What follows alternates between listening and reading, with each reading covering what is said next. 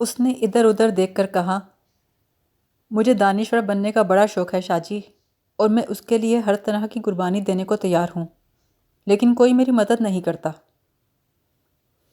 میں نے کہا، اب تو وقت گزر گیا عماد، پھر کبھی صحیح، کسی اگلی زندگی میں، کسی اگلے زمانے میں۔ وہ کچھ دکھی سا ہو گیا، آہستہ آہستہ چلنے لگا۔ پھر اس نے پوچھا، کیا مسعود بھی دانشور ہے؟ نہیں، یہ دانشور نہیں، شاید ہو بھی نہ سکے۔ اس نے اپنا چانس کھو دیا۔ اگر شروع سے لاہور میں رہتا تو شاید بات بن جاتی۔ لیکن یہ تو شاعری بھی کرتا ہے، عماد نے وثوق سے کہا۔ اس کی 2-3 غزلیں تو شاہ جی بہت اچھی رہیں۔ میں نے کہا، دانشور ہونے کے لیے ادیب، شاعر یا صاحب کتاب ہونا لازمی نہیں، بلکہ ایک سیاسی نقطہ نظر رکھنا ضروری ہے۔ اس کا سیاسی نقطہ نظر ہے شاہ جی، عماد نے چیخ کر کہا۔ یہ بڑا پکا مسلمان اور سخت قسم کا پاکستانی ہے، اور پاکستان کو سیاسی طور پر ایک طاقتور ملک دیکھنے کا متمنی ہے۔ میں نے کہا، یہی باتیں تو اس کے دانشور ہونے کے خلاف جاتی ہیں۔ مذہب، نیشنلزم، ملک، اقتدار، یہ سب پرانے سکے ہیں۔ انہیں میوزیم میں تو جگہ دی جا سکتی ہے، اعلیٰ سیاسی اور آفاقی برادری کے بازار میں نہیں چلایا جا سکتا۔ عماد میرے کندھے پہ ہاتھ رکھ کر بولا، شاہ جی، آپ کمیونسٹ تو نہیں؟ میں نے اس کا ہاتھ اپنے کندھے سے جھٹک دیا۔ ہرگز نہیں۔ اس نے پوچھا، سوشلسٹ؟ میں نے دلہن کی طرح سر جھکا کر آہستہ سے ہاں کہا۔ عماد کا منہ حیرت سے کھلا تھا۔ اس نے پوچھا، شاہ جی، آپ سوشلسٹ کیوں ہیں؟ اس لیے عماد کہ جب سے روس نے چیکوسلواکیہ پہ حملہ کر کے مسٹر دوبچک کا مدعی غائب کر دیا، اس وقت سے کمیونسٹ ہونے میں کوئی چام باقی نہ رہا۔ اور جمہوریت؟ جمہوریت کا پہلے رواج تھا، اب فیشن بدل گیا ہے، اور میں وقت کے ساتھ چلتا ہوں۔ آپ وقت کے ساتھ اتنا کیوں چلتے ہیں شاہ جی؟ اس لیے کہ میں ٹائم سرور ہوں، غلام سرور نہیں۔ وقت کے ساتھ چلنا صحت بخش اور زندگی بخش ہے۔ لیکن شاہ جی، دوسرے دانشور تو وقت اور زمانے کے خلاف احتجاج کرتے ہیں۔ میں نے کہا، ان کا احتجاج دراصل اقرار ہوتا ہے، لیکن عام لوگوں کو احتجاج ہی نظر آتا ہے۔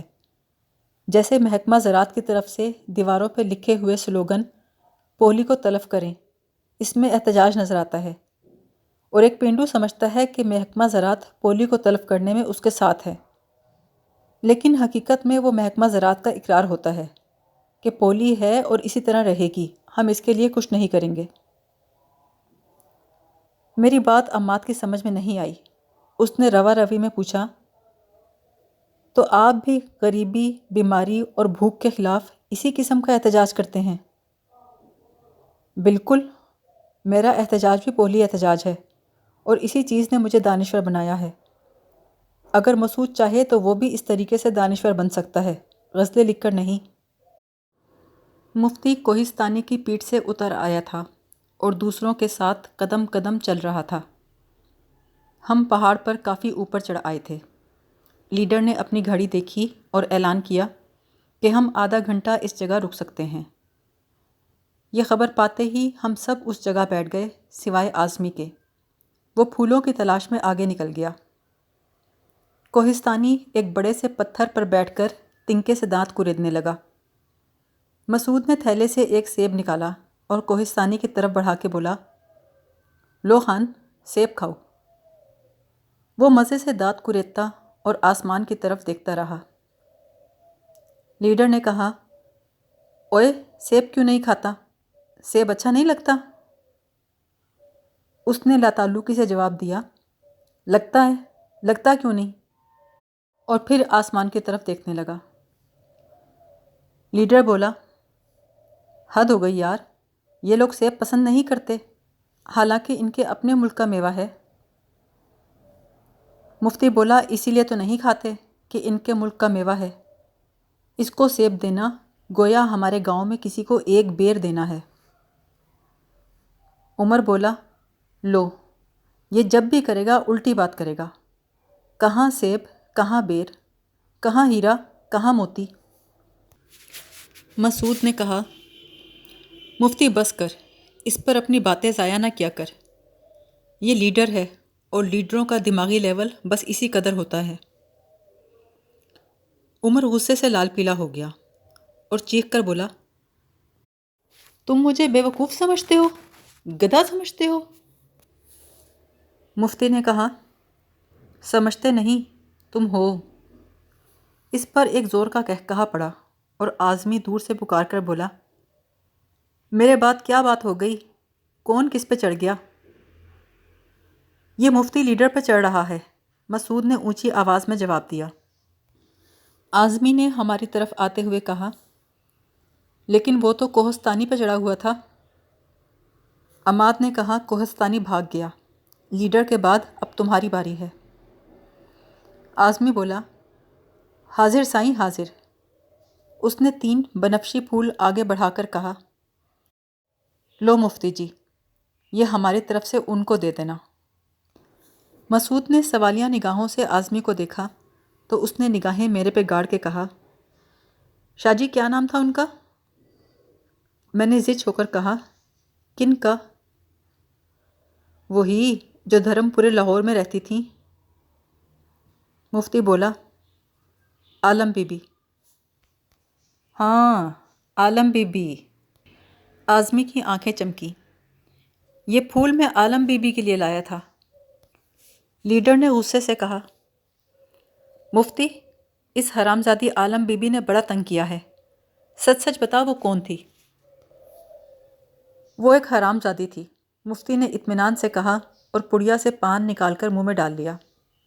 عماد، جو پہلے ہم جیسا تھا لیکن اب بہت زیادہ نیک ہو گیا ہے، عالم بی بی کا نام سن کر چونکا۔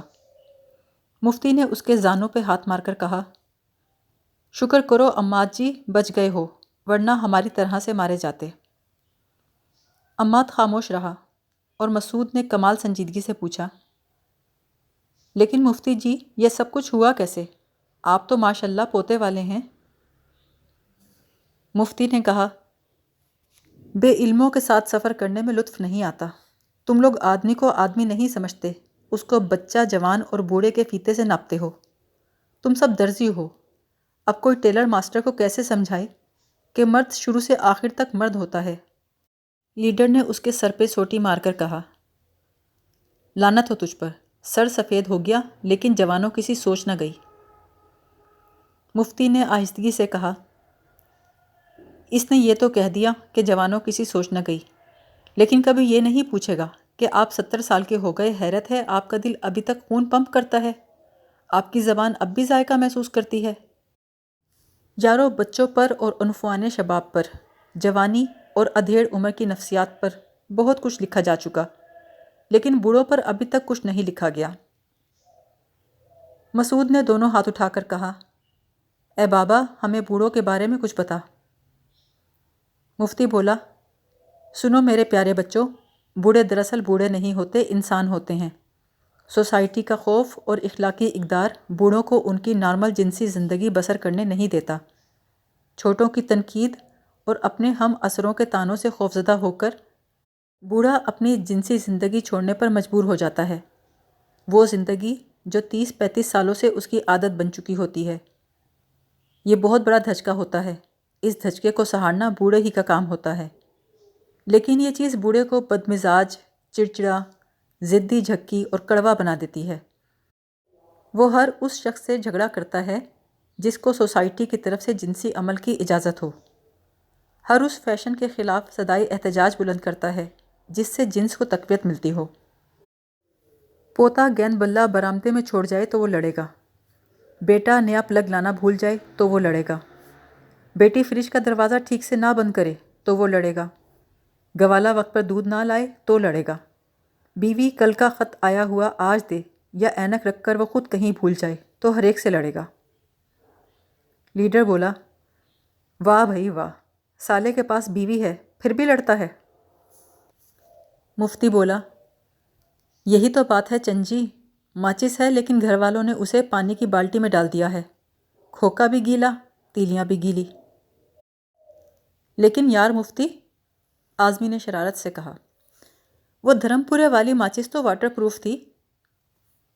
مفتی نے اقرار کرتے ہوئے کہا، تھی تو واٹر پروف، لیکن ربڑ کی ڈوری سے بندھی تھی۔ ہاتھ بڑھاؤ تو اچک کر اوپر چلی جاتی، پیچھے ہٹو تو لٹک کر نیچے آ جاتی۔ نواسے نواسی والی تھی، لیکن اپنی بیٹی سے جوان تھی۔ عماد نے کہا، مفتی جی بوڑھے کے لیے جوان ساتھی اچھا نہیں ہوتا۔ مفتی چیخ کر بولا، ہوتا ہے، ہوتا کیوں نہیں؟ بوڑھا تو بہت ہی اچھا ہوتا ہے۔ وہ غربت میں، مشکل میں قابل اعتماد ہوتا ہے۔ ہر کام میں ساتھی کا ہاتھ بٹاتا ہے، اس کو زیادہ وقت دیتا ہے۔ چونکہ بوڑھے کی مصروفیات کم ہوتی ہیں، اس لیے محبت میں زیادہ وقت انویسٹ کرتا ہے۔ پھر وہ تجربہ کار ہوتا ہے، اس لیے ساتھی کو زیادہ خوش رکھ سکتا ہے۔ ہنس لے، مفتی نے عمر کو ہنستے دیکھ کر کہا، دل کھول کے ہنس لے، لیکن یہ باتیں میرے بعد تم لوگوں کو کوئی نہیں بتائے گا۔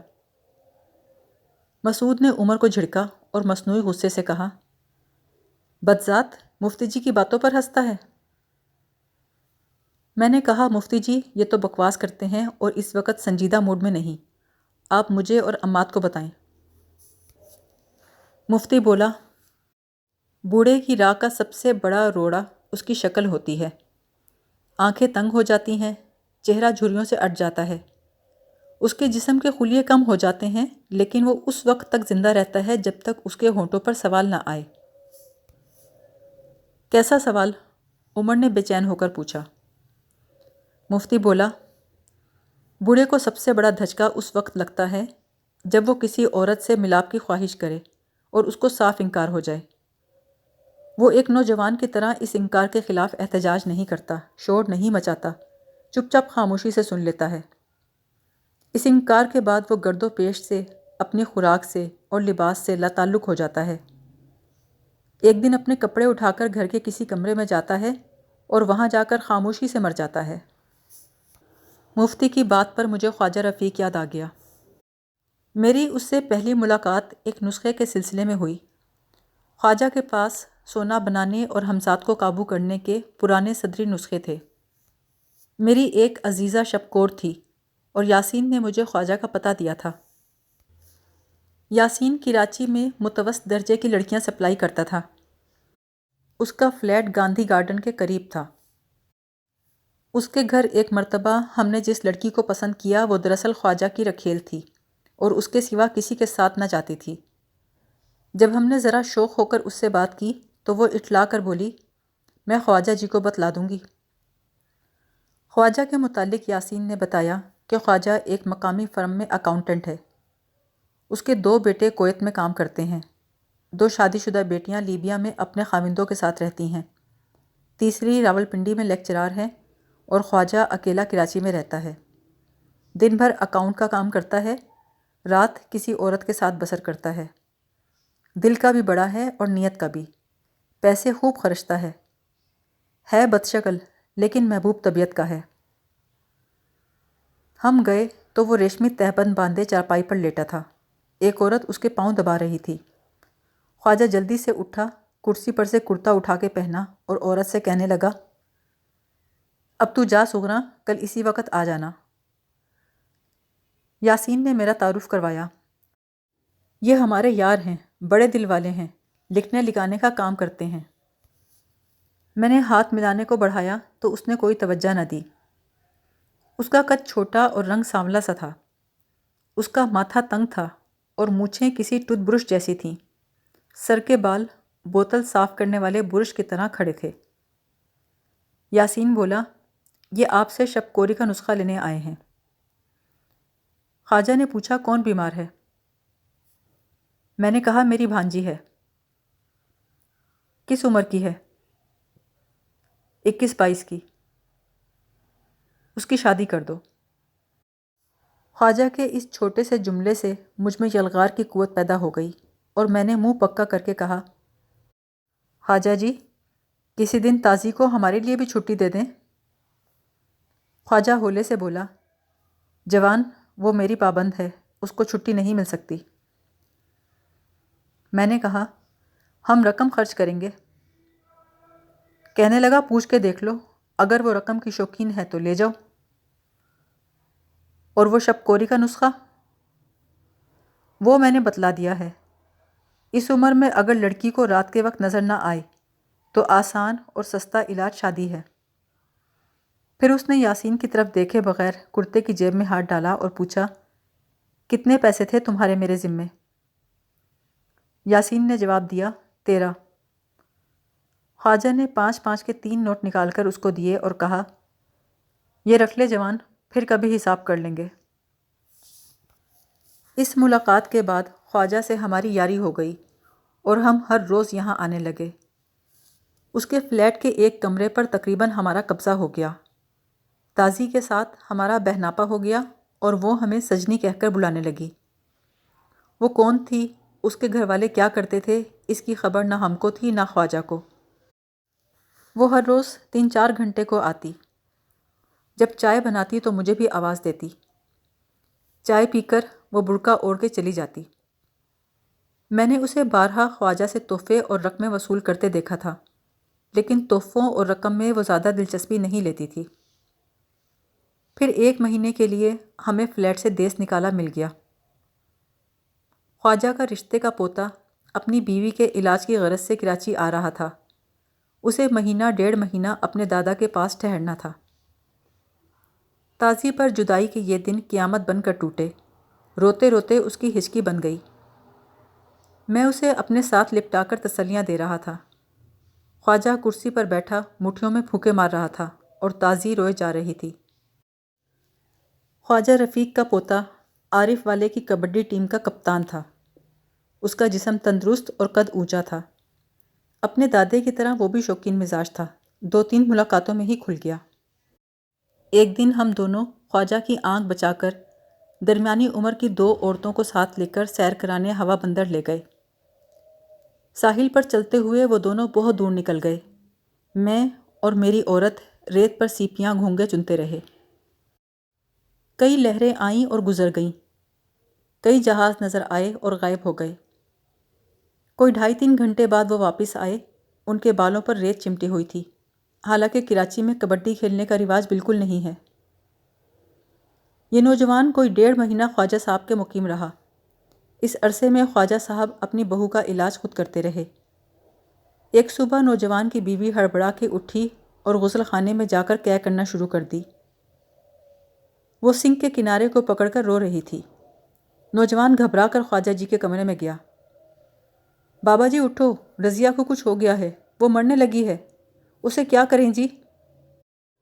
خواجہ صاحب نے لیٹے لیٹے کہا، جب وہ فارغ ہو جائے تو اسے کہنا چائے کے لیے پانی رکھ دے، میں آج کشمیری چائے بناؤں گا۔ نوجوان کا دل شکی بوڑھے کی بات پر 2 ٹکڑے ہو گیا۔ اس نے غسل خانے میں جا کر بیوی کو اپنے ساتھ چمٹا لیا۔ پھر وہ 2 دن اور خواجہ جی کے گھر رہے، لیکن نوجوان نے سنگ دل بوڑھے سے کلام تک کرنا گوارا نہ کیا۔ یہ 1.5 مہینہ تازی پہ بہت گراں گزرا۔ وہ یاسین کے فلیٹ میں پہنچ کر گھنٹوں خواجہ کا انتظار کرتی، لیکن خواجہ کا پتہ نہ چلتا۔ وہ زور زور سے رونے لگتی اور ہمارے پاس اسے چپ کرانے کے لیے کوئی جھنجھنا نہ ہوتا۔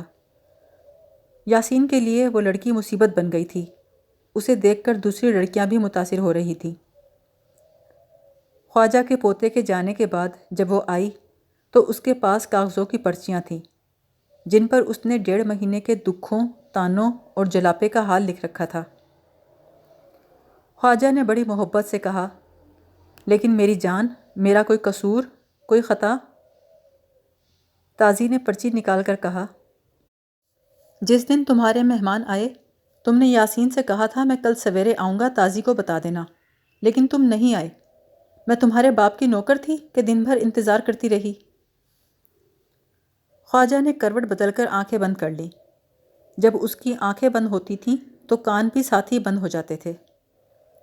تازی نے غصے میں پاؤں پٹکے، پھر کرسی کو لات مار کے گرا دیا۔